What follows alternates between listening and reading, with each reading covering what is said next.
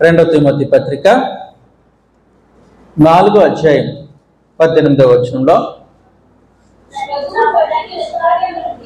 ప్రభు ప్రతి దుష్కార్యము నుండి నన్ను తప్పించి తన పరలోక రాజ్యము చేరినట్లు.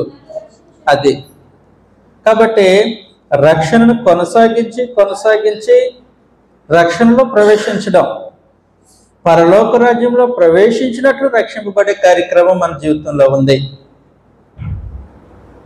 రక్షణ ఇప్పుడు అనుభవిస్తున్నాం, కొనసాగుతూ ఉన్నాం. రక్షణను హక్కుగా కలిగి పరలోకంలో ప్రవేశించడం అనేది ఉంది. కాబట్టి అంతవరకు రక్షణను కొనసాగించాల్సిన అవసరం ఉంది. మనలో ప్రతి ఒక్కరికి అలాంటి అవసరం ఉందన్నమాట.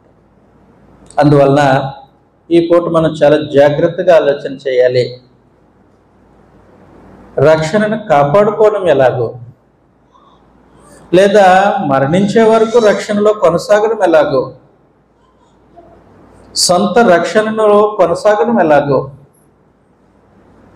అనే సంగతిని చాలా ప్రాముఖ్యంగా ఆలోచన చేయాలి.